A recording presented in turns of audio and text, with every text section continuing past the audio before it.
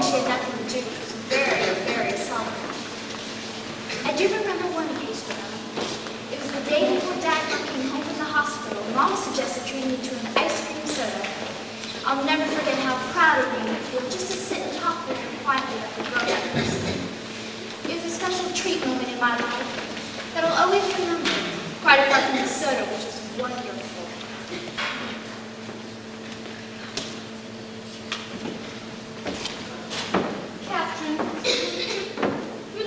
Next door and I treat you to an ice cream soda.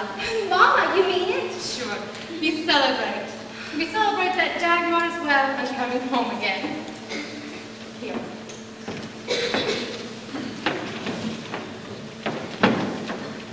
What would you like to have, Catherine? I think a chocolate soda.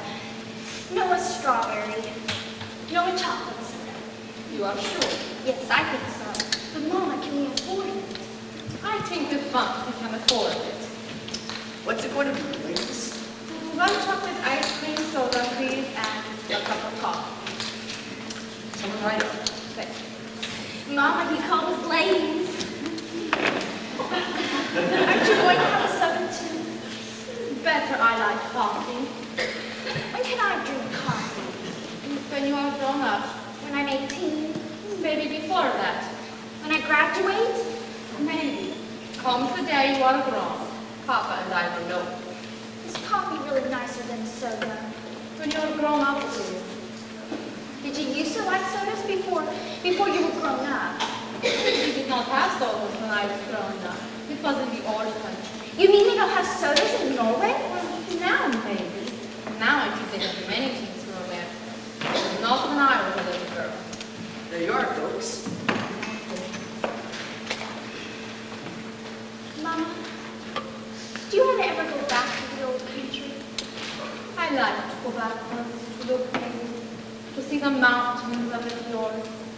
I like to show them once to you all. One summer when Dagmar is big, maybe we all go back, like tourists. But that is how it would be. I would be tourist there now. There is no one I would remember anymore. And maybe we see the little house where Papa and I lived when we first married, and something else I would look at. What is it, Mama? What is it that you want to see? Catherine, you do not know you have a brother besides Nels. No, a brother in Norway, Mama. He is my first baby. I am 18 when he is born. And is he there now? He is dead. I thought you meant a long-lost brother, like in the stories. Is he there now? His grave is there. And that is what I would like to see again. Is good your ice cream soda? Yes. Mama, did you have a very hard life? Hard? No. No life is easy all the time. It is not meant to be. But rich people, aren't their lives easy? I do not know, Catherine. I do not know rich people. But I see them sometimes in the stores and in the city. And they do not look as if they were easy. But did you come to America to get rich? No. We come to America because they are all here, all of the others. It's good for families to be together. And did you like it right away? Right away. When we get off the ferry boat, and I see San Francisco and all the family, I say it's like Norway, only it's better than Norway. And then you are all bored here, and I become American citizen. But not to get rich. I want to be rich. Rich and famous. I buy you your warm coat. When are you going to get that coat, Mama? Soon. As soon as we pay Doctor and Mr. Hyde his rent. I think now I must ask you. When I'm rich, I'll buy you clothes, white satin gowns with long trains and jewelry. I'll buy you a pearl necklace. We can't talk too much. Come, finish your soda. How much it is, please? 15 cents. Here are 2 dimes, and you keep the nickel. Thank you, was good coffee. Come.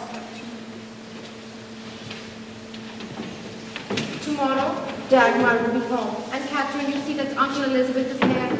Today again she was asking for him. You keep him in the house all day until she comes home. Dr. Elizabeth, welcoming me home. That's a song of welcome.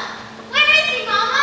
Well, he's in the pantry, but Dagmar, wait, there is something I must tell you. Uncle Elizabeth is sick. Sick? What's the matter with him? He come home this morning very sick indeed. He was in a fight last night. Oh, the nurse has been doctoring him. Nurse, how is Uncle Elizabeth? He's pretty bad, Mama. I just all this with boric acid again, but I wouldn't go to see him now, baby. I have to. He's my cat. I haven't seen him in a whole month. More.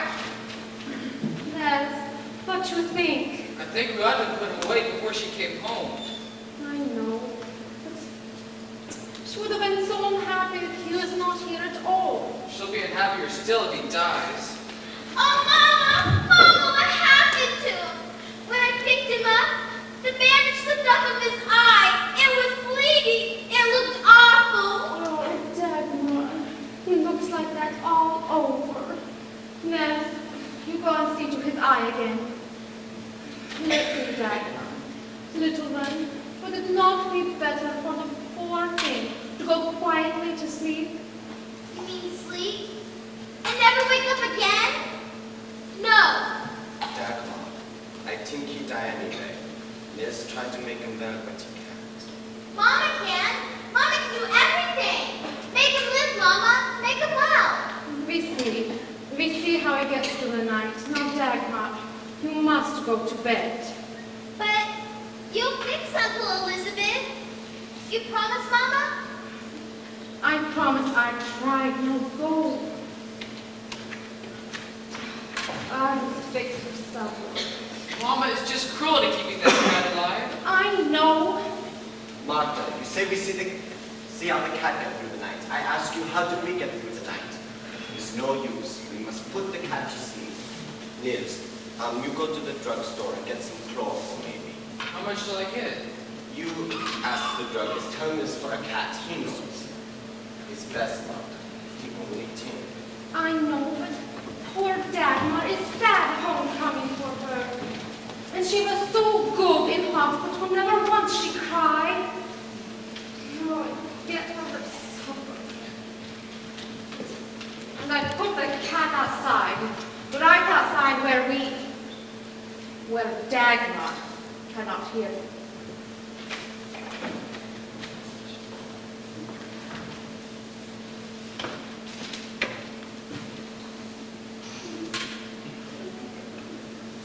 You go out, Mr. Hyde? Oh, I did not see you, Mr. Hanson. I did not know you were back. As a matter of fact, I was about to leave this letter for you. As a matter of fact, I've been called away. So? A letter I received this morning necessitates my departure, my immediate departure. I am sorry, Mr. Hyde, but Mama, Mr. Hyde says he goes away. It's true. Alas, dear Madame, yes. 'Tis true, 'tis pity, and pity 'tis true. You will find here my checks for all I owe you, and a note expressing my profoundest thanks for all your most kind hospitality. You will say goodbye to the children for me? Sure, Mr. Hyde. Madame, my deepest gratitude. Sir, my sincerest admiration. It has been a privilege. Ave atque vale. Hail and farewell.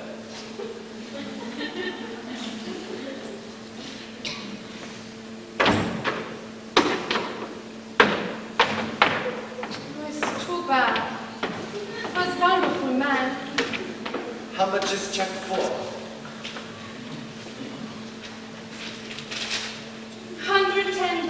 is 4 months. Good. No, but there will be no more reading. What does he say in his letter? You read it. I must fix supper for Dad. Dear friends, I find myself compelled to take a somewhat hasty departure from this house of happiness. Oh, his beautiful letter. I am leaving my library for the children. He leaves his books? He says so. But go see, Lars. Go see if they are in his room. Oh, I'm sure it's him now, carrying a suitcase and getting on the cable car. I'm sure he's going away. Well, I hope he's paid Mama. Mama, I saw Mr. Hyde getting on the cable car. Yeah, I know. He leaves. Well, did he pay you? Well, sure he paid. $110. He leaves his books for you, too. The complete Shakespeare. Alice in Wonderland, the Oxford Book of Verse. Last of the Mohicans. Oh, we were right in the middle of that. Well, Nels can finish it. He can read to us now in the evenings. He has fine voice, too, like Mr. Hyde. It's wonderful. So much we can learn. Oh, Christine, will you take the butter back to the cooler and the yellow too? Thank you, please. You get it, Nels? Huh? Oh. Oh, you put it on the table. We do it when I get back. You know how? Why, no, You do not ask. no, I thought Papa. Lars, you know how. No, I don't know. But it cannot be difficult if you just hold the cat. And watch him die? No, I think better you get rags and a big sponge to soak up the chloroform. You put it in a box with him and cover him over. You get it ready out here. I bring some blankets. Sure, Mama. Oh, so much goes on. Oh, it's Aunt Jenny. Jenny? Martha? Has he gone? Who? Your boarder, Mr. Hyde. Yes, he has gone by. Did he pay you? Well, sure he paid me. How? A check. Lars has it right there. Jenny, what is it? Christine, you take Dagmar for supper. I come soon. Stop it. Jenny, what is it? I was at Mr. Kruger's down the street. You know, the restaurant in Bacon. And he told me that Mr. Hyde was there today having his lunch. And when he was finished, he asked him to cash a check for him for $50. Well, go on. Well, Mr. Hyde didn't expect Mr. Kruger to take it to the bank tomorrow, but he did. And what do you think? Mr. Hyde hadn't even an account at the bank. I do not understand. You mean the check is no good? No good at all. Your Mr. Hyde was a crook. Just like I always thought he was, for all his reading and fine days. Mr. Kruger said he's been cashing them all around the neighborhood. How much did he owe you? Plenty, I bet. Martha? I say I bet he owe you plenty. No. He owed us nothing. Nothing. How much was the check for? It does not matter, Jenny. He pays better things than money. I told you right in the beginning that you shouldn't trust him, but you were so sure. Mr. Hyde is a gentleman. A gentleman. I bet it was $100 that he hooked you up, wasn't it? Jenny, I cannot talk now. Maybe you don't have things to do, but I have. What? What have you got to do that is so important? I have to chloroform a cat. Good morning, Mama. Good morning, Papa. Is Uncle Elizabeth all better? Dagmar, baby, there is something I must tell you. I want to see Uncle Elizabeth first. Do something, Lars. Tell her. If we let her think the cat died by itself. We cannot tell her lies. What a funny smell. Good morning, my darling Elizabeth. My goodness, you covered him with enough blankets. Did you think he'd catch cold? Dagmar, you mustn't. Dagmar, let me see. Let me see the cat. Well, Mama, I knew you'd fix him. I'm going to take him right up and show him to Nell. But Dagmar, I didn't. Nell, Uncle Elizabeth saw it. It's a miracle.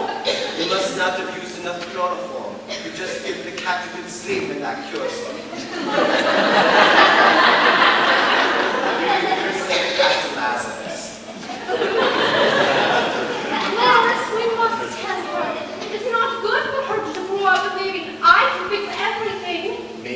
best thing in the world for her to believe. Besides, I know exactly how she feels. I finished getting breakfast. The quality of mercy is not strained. It droppeth as a gentle rain from heaven upon the place beneath. It is twice blessed. It blesseth him that gives and him that takes. Blessed him that gives and him that takes. What comes after that?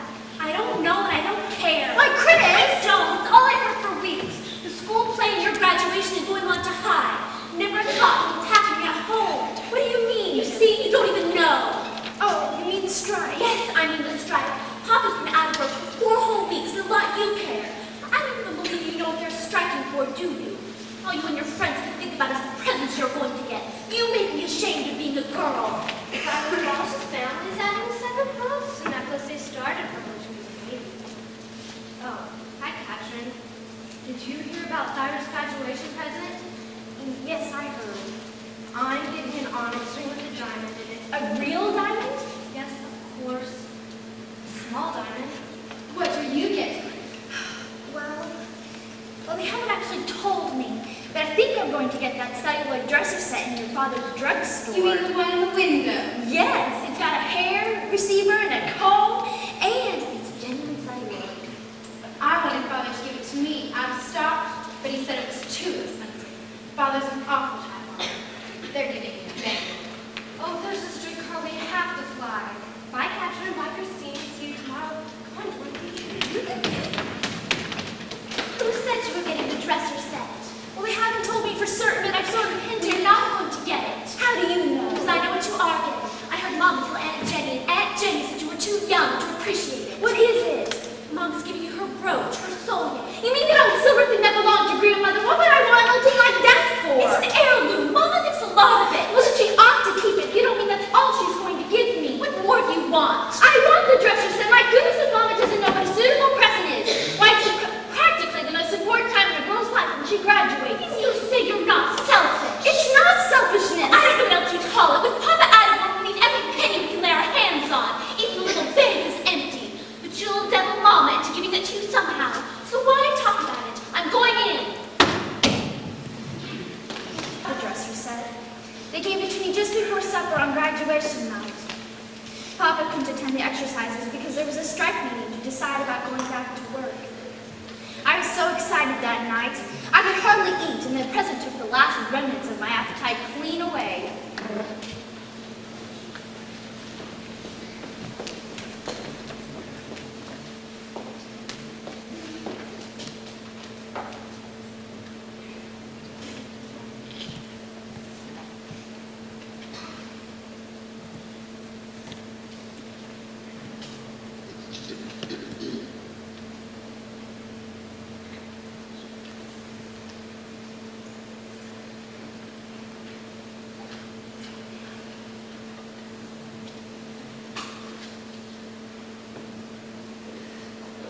Come on, Dad, why don't you do it, please?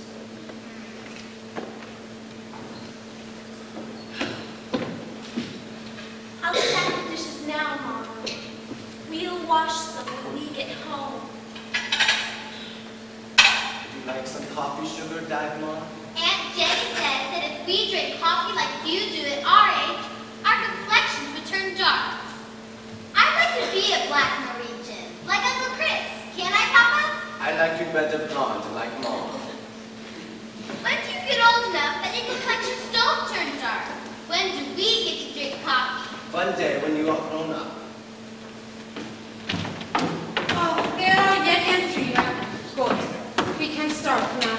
Yoo-hoo! Is everybody ready? Is Katrin and Betty excited? She ate no supper.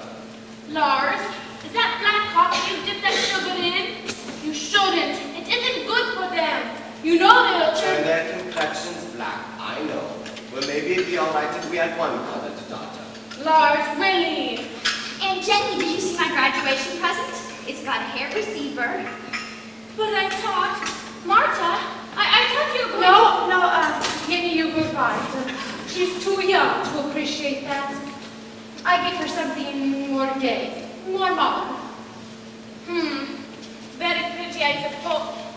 Marta, you're not very, you're so gay. No, I do not wear it tonight.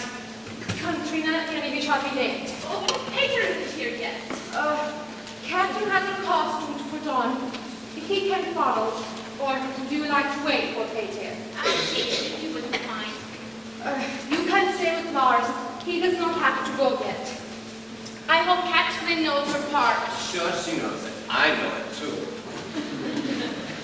You will be back before us, Lars? I think the meeting will not last long. It's good. We go now. Come in.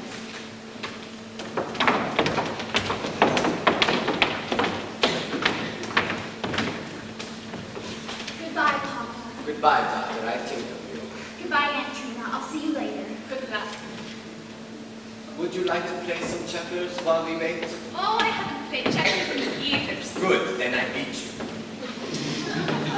Bring your cheap trash along with you to show off. It's not trash, it's beautiful. You're just jealous. I told you to devil Mama into giving it to you. I didn't devil her at all. All I did was show it to her in Mr. Schiller's window. And made her go and sell her brooch that her very own mother gave her. Chris, you weren't supposed to tell her that. I don't care. I think she ought to know. Nels, is it true? Did Mama sell her brooch for this? Well, yes, as a matter of fact, she did. Now, come on. I don't believe you. I'm going against Papa. You haven't I time. don't care. Papa, Christine says, Papa, did Mama sell her brooch for this? Christine should not have told you that. But I didn't mean for her to do that. She did not sell it. She traded it to Mr. Schiller for your present.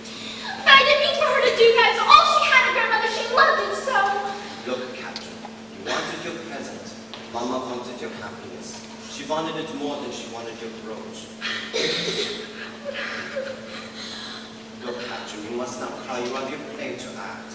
I don't care. I don't want to act it now. But you must care. Your audience is waiting. I don't care. Look, Captain, tonight you are no longer Captain. You are an actress. And an actress must act, whatever she is feeling. There is a saying, what is it? The males must go through. No, Trina. The show must go on. So stop your crying and we'll talk about this later.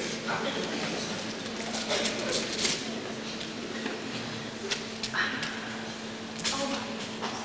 I'll go.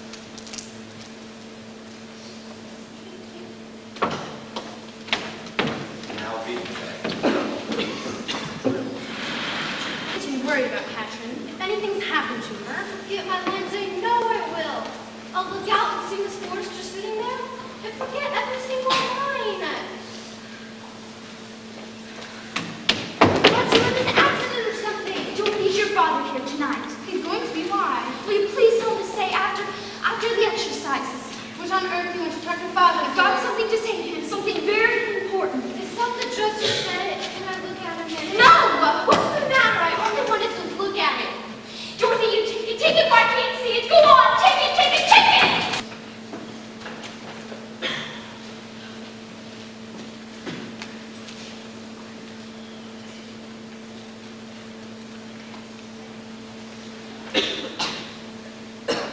I am worried about her, Lars. Tonight after the play, I see her talking with Mr. Schiller. Then she's supposed to take off her costume, and Nels comes to tell me that he will bring her home. But it's late for her to be out, and tonight in the play, Lars, she was not good. I have heard her practice at home, and she was good. But tonight, no, it was as if she had something else on her mind all the time. I think maybe she did. But what? What can be worrying her? Martha, tonight after you leave, Catherine found out about your brooch. My brooch? But how? Who told her? Christine. Why? I don't know. Christine! Christine!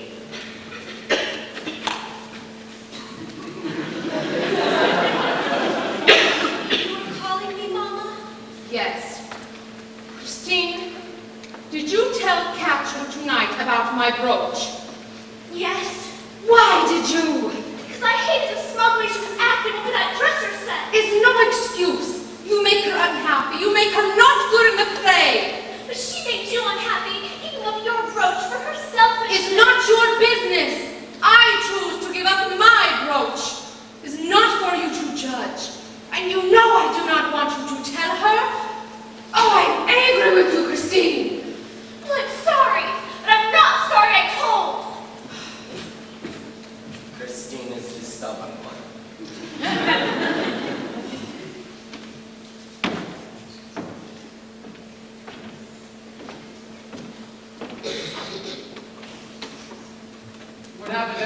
Papa? We go back to work tomorrow. Wow, that's great, isn't it, Mama? Yes, it's good.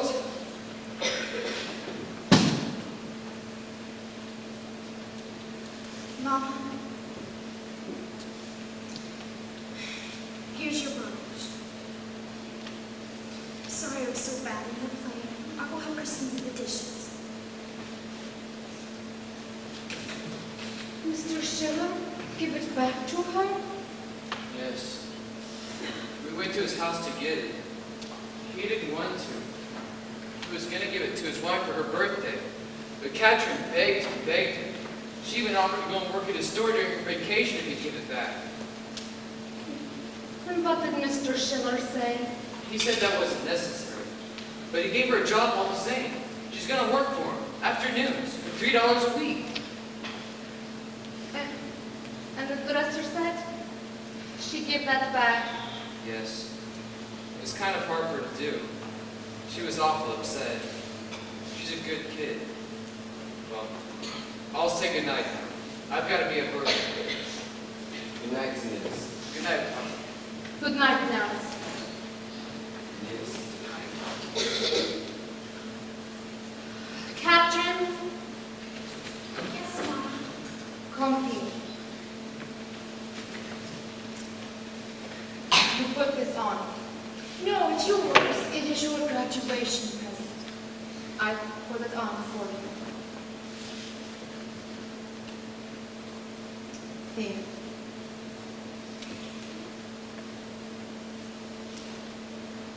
I'll wear it always. I'll keep it forever. Christine should not have told you.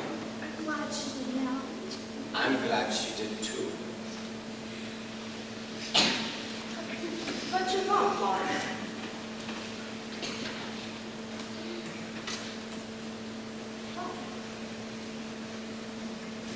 For Kat, For me, for our grown-up daughter.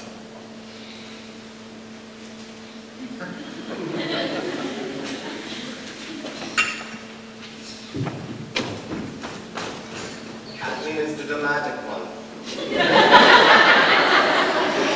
And too bad, her first cup of coffee and she does not drink it. It would not have been good for her so late at night. And you, Martha, you are the practical. You drink it, Lars. We do not want to waste it. This is Mrs. Steinberg's house. Mrs. Steinberg speaking. Jenny! Oh yes, Marta, what is it? Jenny, I have a telegram. It says if we want to see Uncle Chris again, we should come without delay. Where is he? It comes from a place called Ukiah. Nell says it's up north from San Francisco. Who is the telegram from? It does not say. That woman? I don't know, Jenny. I think maybe. I'm not going. It's Uncle Chris. Margaret says he's dying. Why was the telegram sent to you? I am the eldest. Jenny, it's not the time to think of who is eldest. Uncle Chris is dying. I don't believe it. He's too mean to die, ever. I'm not going. Jenny, I cannot stop to argue. There is a train at 11 o'clock. It takes 4 hours. You call Sigrid. Sigrid is here now. Go, then you tell her. What did you say the name of the place is? Ukiah. Ukiah. I'm not going. That you decide. Uncle Chris dying? The wages of sin. Oh, he's old. Maybe it's just time for him to go. 4 hours by train, and then maybe have to stay all night. All that much a wicked old man died. Yes, but there is his will. And suppose he has anything to leave anyway. You know who he would leave it to, don't you? Yes, but all the same, blood is thicker than water, especially when it's Norwegian. I'm going, and I shall take Annie with me. Uncle Chris was always fond of children. I agree with Sigrid. I think we should go. You can't go anyway. And why not?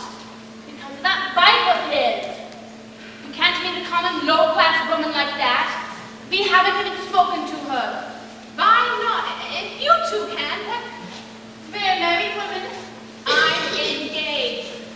not the same thing. Not the same thing at all. Nonsense. I just like to see her once. Besides, if he is going to change his bills, there's still my dowry, remember. Do you think we should take Pater? Pater Torkelson? What ever for? Well, after all, I mean, his profession.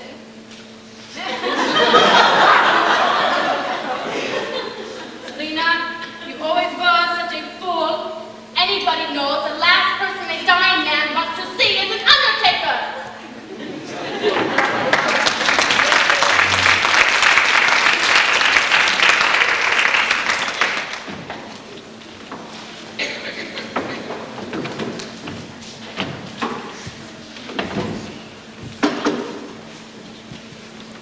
With her, I was excited and I was frightened.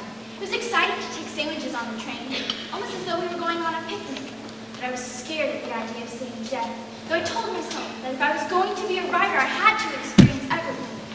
All the same, that hope would be all over when God wills. It was afternoon when we arrived. We asked at the station for the Hobson Ranch, and it seemed to me that the man was dressed strangely. Obviously, Uncle Chris was considered an odd character.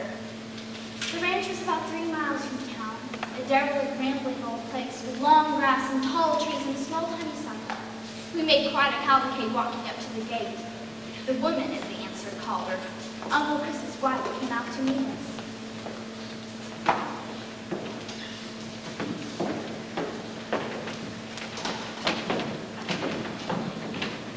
How is he? Is he? What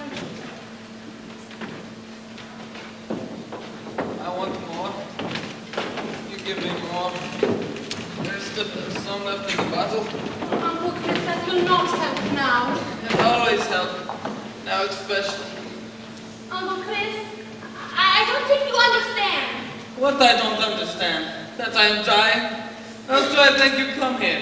Why else do I think you stand here watching me? Get out! Get out! I don't want you here. Get out! Very well. We'll be out on the porch if you want us. That is where I want you. On the porch. Wait. That is Ernie. Come here, Ernie. How's your knee? It's fine, Uncle Chris. Not hurt anymore? You don't use swear words anymore?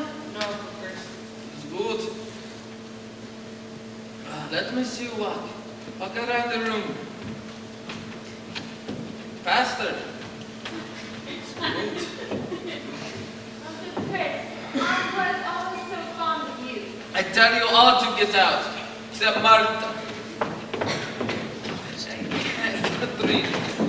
Catherine and I have a secret. You remember Catherine? I remember Uncle Chris.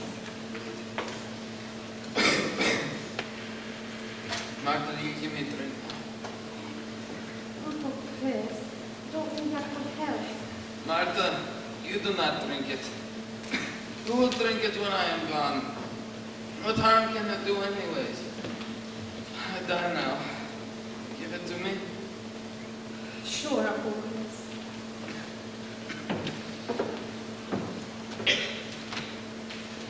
Martha, I've never made a will. There was never enough money. Always. I wanted to make will. There is mortgage on this ranch. And maybe when it is sold, there will be little left for Yessie, my wife. What 12 years she's been a good wife to me. She too. She too. Like to help people who suffer. Once she was very healthy. Fine nurse. Then she gets sick. So I bring her out here to the country to get well again. Maybe now that she is well again, she can work. There will be little money for her. No money for you, Martha. Yes, and I. We wanted there to be money to make Nils doctor. We always wanted to make Nils doctor. Maybe you make Nils doctor the same. We will, Uncle Chris. It is what Lars and I have always wanted. For him to help people who suffer. It is the greatest thing in the world. Is to have a little of God in you. Always I wanted to be a doctor. It's the only thing I ever wanted. Nils must do it for me. You go, Uncle Chris. You're the good one.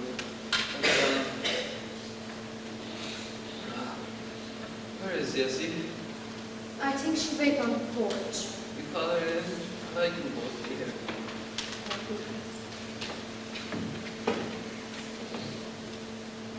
You drink. Your mama write me you drink now.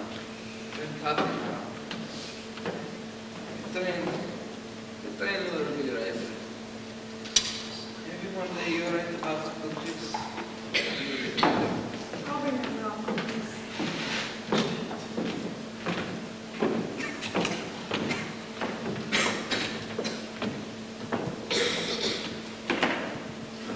I think it's best you go now, Catherine. Goodbye, Catherine. Farewell, Catherine. Goodbye, Uncle Chris. Say it in Norwegian. I come with this. Farewell, Uncle Chris. It's good.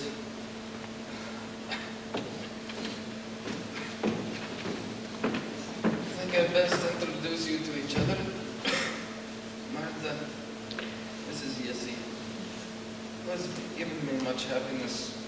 Jessie, this is Martha. The only one of my reasons I can stand.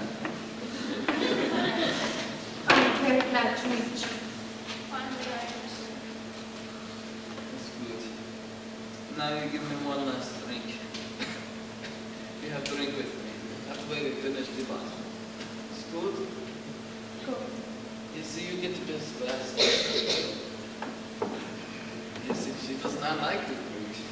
This is special education. What is the time? It's about 4:30, Uncle Chris. You put out the curtain a little. It's strong for my eyes.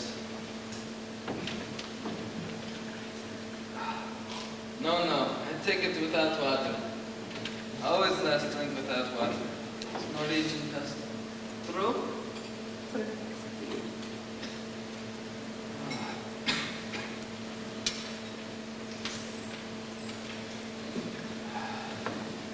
No, I feel it myself. You give Martha her glass.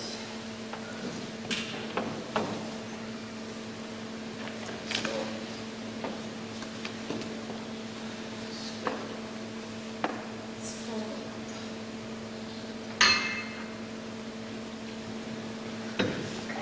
These gnats are awful. I'm being simply eaten alive. Gnats are always worse around sunset. Never have let you talk me into coming, to be insulted like that and thrown out of the room, and then expected to sit here hour after hour without so much as a cup of coffee. Well, I'd make the coffee if I knew where the kitchen was. Her kitchen? It would poison me. No, I'm going home. You come with me.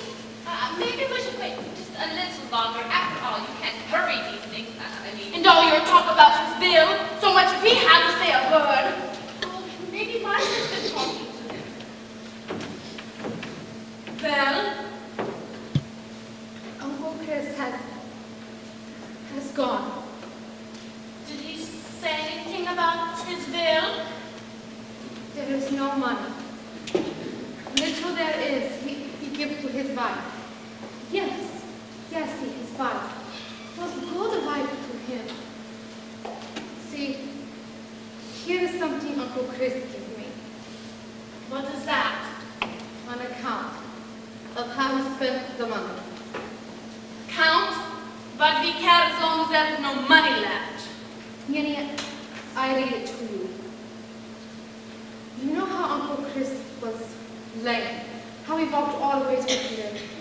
It was his one thought. Lame people. He would have liked to have been doctor and helped them. Instead, he helped them in other ways. I read you that page. Joseph Spinelli, 4 years old, tubercular left leg, $337, 18 cents. Walks now. Esther Jensen, 9 years, clubfoot, $217, 50 cents. Walks now. Arna Sortbelt, 9 years. Fractured kneecap. $442.16. Mother, Mother, are we gonna eat soon? What is it? Is Uncle Chris? It does not tell the end about Arna. I like to write. Walks now. Yes? Yes. Maybe even runs. So, is finished, is all.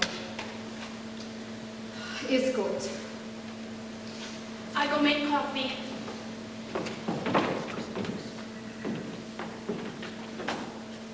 You can go in and see him now, if you'd like.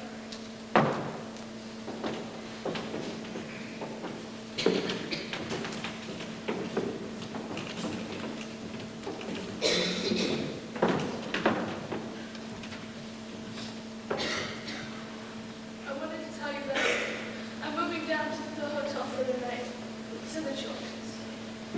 Wait. What will you do now? After he is buried, where will you go? Oh, I'll find a room. I'll probably go back to nursing or something. You like to come to San Francisco for a little? We have room, plenty room. Oh, that's kind of, but I like to have you. You can come for a while as our guest. When you find work, you can be on board. I just don't see why you should bother. You were good to Uncle Chris. Come, Catherine. I'd like you to see him. See him, you mean? Catherine, he looks happy and at peace. I like you should know what that looks like, so you're not frightened of it. And Will you come with me? sure.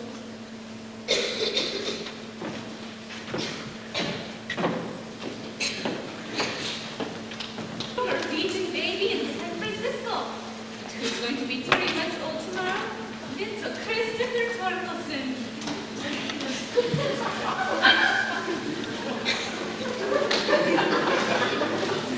You know, Peter, I think he's even beginning to look a little like Uncle Chris. Quite apart from the dark curls and does, of course, he gets from you.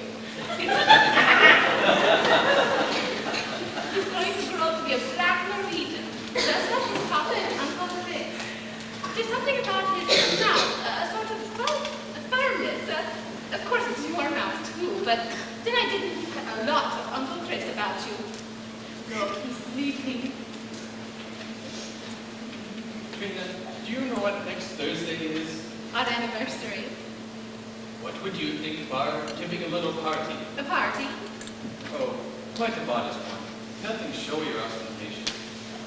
But after all, we have been married a year, and with you being in mourning and the baby coming so soon and everything, we've not been able to entertain. I think it's time we took your place in society. What sort of a party? An evening party. A soiree, I should say, about 10 people.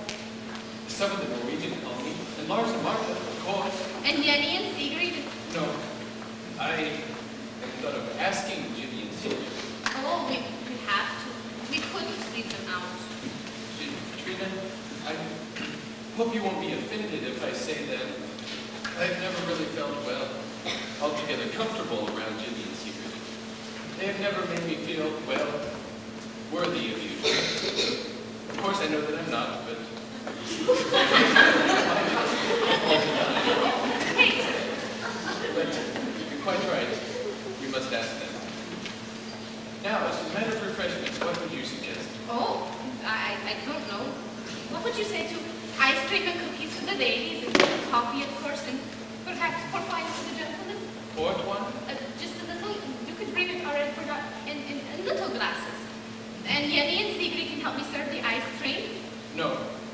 If Jenny and Sigrid come, they come as guests like everyone else. You shall have someone to help you in the kitchen. You mean a waitress? Oh, but Peter, none of us ever. You did say you shouldn't be ostentatious. Trina, there's something I would like to say.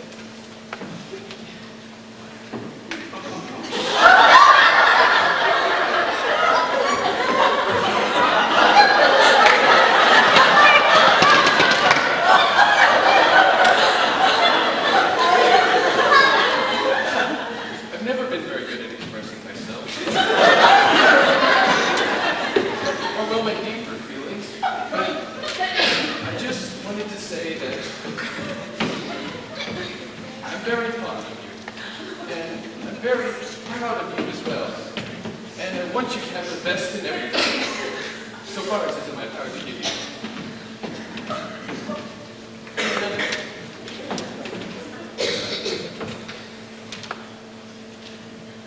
I want you to have a waitress.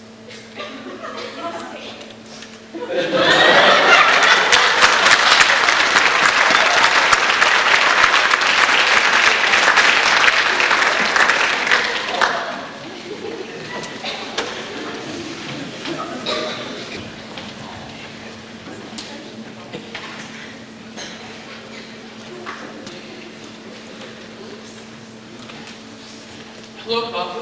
Here's your evening paper. Is there any news? No. Oh, I almost forgot. There's a letter for Katrin. Katrin, there's a letter for you. Okay. Who is the letter from, Nels? I don't know. It looks like her own handwriting. Oh, it's bad. It's bad. Oh, she gets too many like that. I think they are the stories she sent to the magazine. Well, I'll go and see if I have any puppies yet. Mama, I've decided something. What have you decided? Well, if Nels is going to be a doctor, then I'm going to be a veterinarian. And what is that? A doctor for animals. Oh, it's good. There are far more animals in the world than there are human beings. And there are far more human doctors than there are animal ones. It isn't fair. I suppose we couldn't have a horse, could we? I was afraid we couldn't.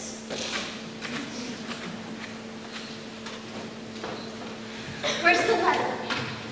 Here.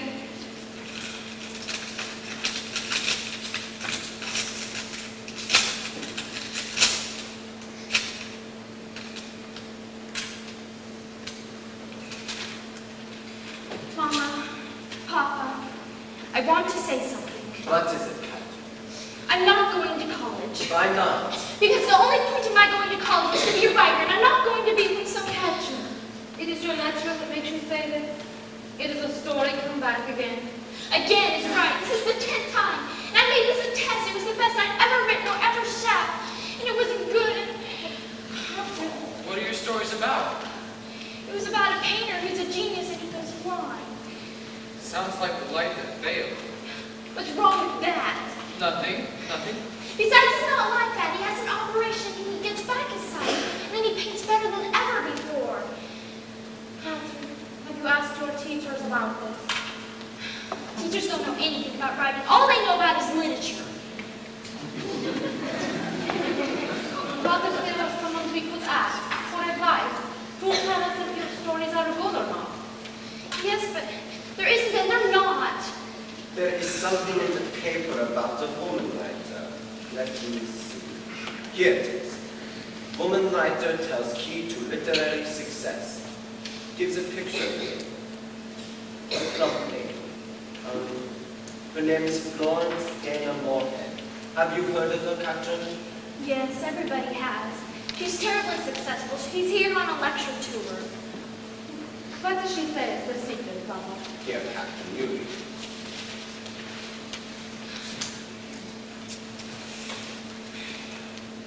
Florence Dana Moorhead, celebrated novelist and short story writer. Blah, blah, blah, blah, blah, blah. Was interviewed at her suite today at the Fairmont. And now sincerity, the one true essential for success as a writer. A lot of good that do me. Catherine, this lady, what have you sent her your story? Oh, Mama, don't be silly. Why is silly? Because in the first place, she's a very important person, a celebrity, and she'd never read them. In the second place, you seem to think that writing's like, well, like cooking or something, that all you have to have is the gift. It takes a lot more than that. You have to have a gift, Catherine, you have to have the gift for cooking too. Oh, but there is so much you can learn if you have it. That's the whole point. I haven't. I know that now. So, Pop, if you're done with the morning paper, I'd like to take the wand out of section and see if I can find myself a job.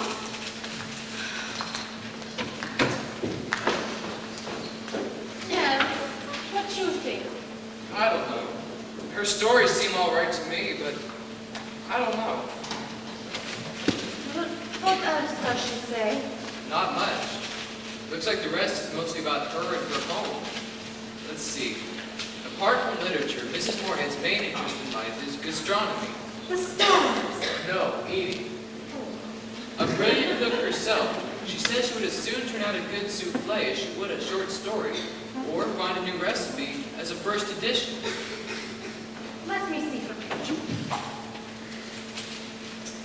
Those kind things. Well, what is first edition?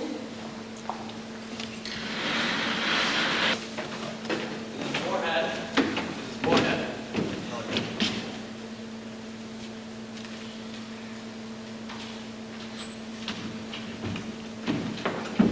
Please, Miss Moorhead? Miss Moorhead? Oh, were you calling me? Yes, you're Miss Florence Dana Moorhead. Yes. I didn't paper what you say about writing. Yes. My daughter Catherine hopes you write. Look, I'm afraid I'm in rather a hurry. I'm leaving San Francisco this evening. Oh, but wait, I wait 2 hours here for you. Please, if I may speak to you for 2 minutes, that is all. All right. Let's sit down.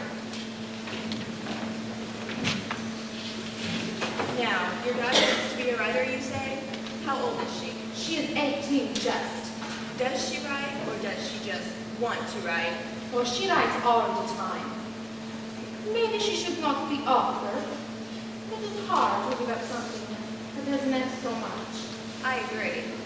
I read in the paper that you like to collect recipes for eating. Yes, I've written several books on cooking. I too am interested in gastronomy. I am a good cook, Norwegian. Make good Norwegian dishes. I have a secret recipe for bluefish and cauliflower. Maybe you can let me talk to you. I can give them to you. I promise they are good recipes. All right. I bring my daughter's stories. I bring 12. Well, To know if someone is good cook, you do not have to eat a whole dinner. you're very persuasive. How is it your daughter did not come herself? She was too unhappy and too scared of you. Oh, because you are a celebrity. I see your picture in the paper. That frightful picture. It's a picture of a woman who likes to eat good. It certainly is. Now, tell me about the podcaller. When you make the meatballs, you must drop them in boiling stock, not water. I see. Another secret is the cream sauce. It is half sour cream added at the last.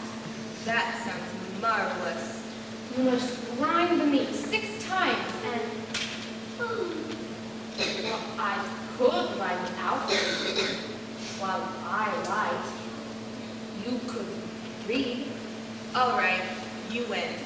Come upstairs to my apartment. Oh, thank you. It's kind of you. Maybe if you read 2 stories, I can give you the recipe for a lutefisk as well. Do you know lutefisk?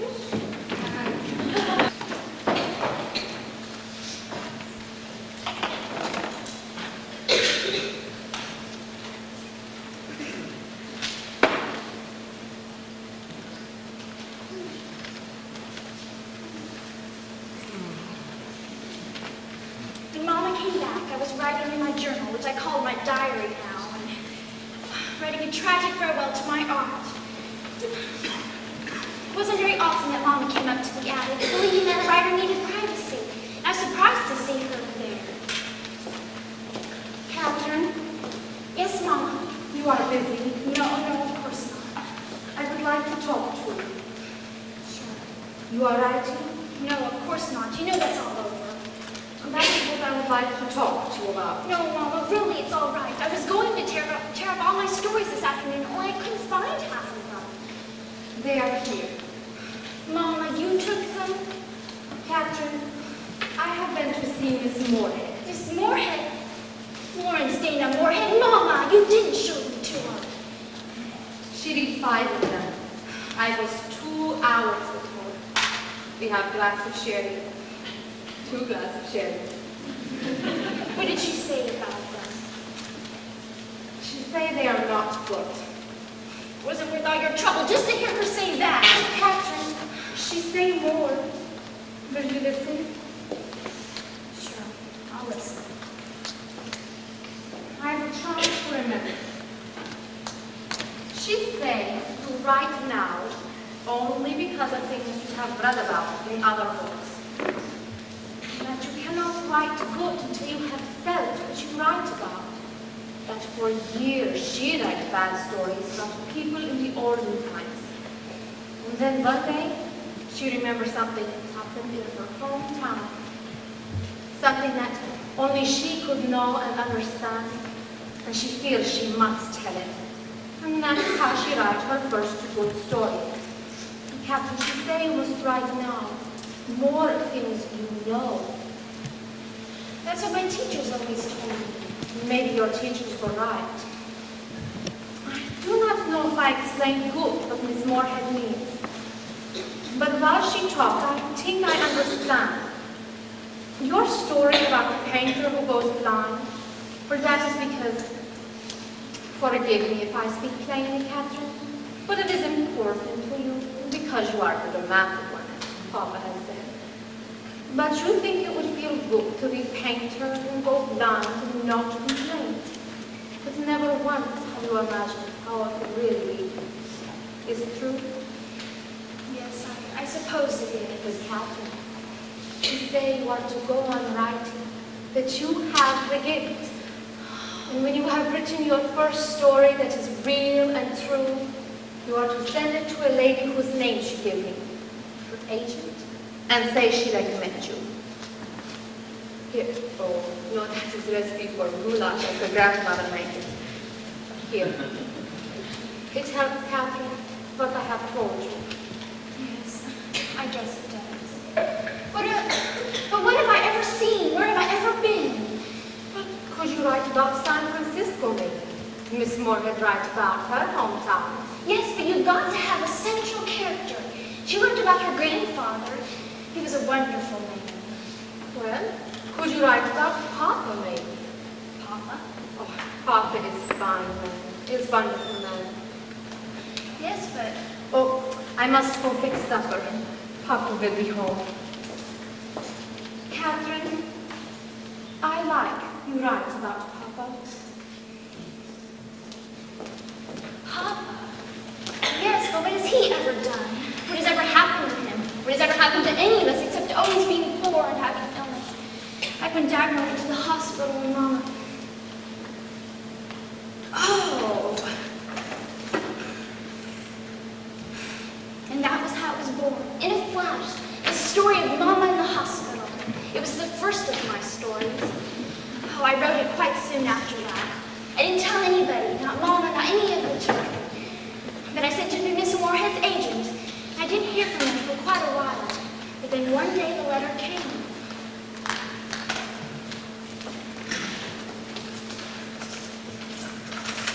At first I could not believe it. Mama! Mama! I saw the story! The story? Yes! Let's see here. For $500. Catherine, it's true!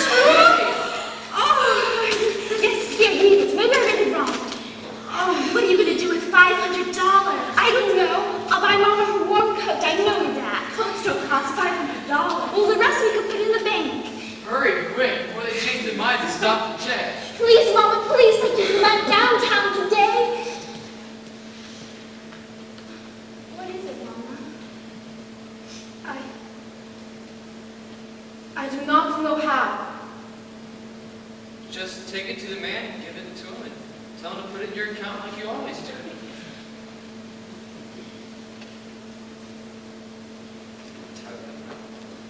Guess what? It's no bank account. Never in my life have I been inside a bank. But Mama, you always told us that I know it's not true. I tell a lie. But Mama, why did you pretend? It's not good for young ones to grow up afraid, to not feel secure. But now, with $500, I think I can tell. Oh, Mama. You have your story there? Yes. But then you read it to us. Now? Yes. Oh, no, baby. Dagmar is here. Dagmar, Yes, Mama? come here, I want you. What is it? Come here. No, leave the rabbits. What is called your story? It's called Mama in the Hospital. You write about Mama? Yes, Captain, I thought I'd tell you. I know, but that's just the way it came out. What is it? What do you want? Catherine has sold a story to a magazine. They pay her $500 to print it. Oh, I like you should listen. You are ready? Yes. Then read.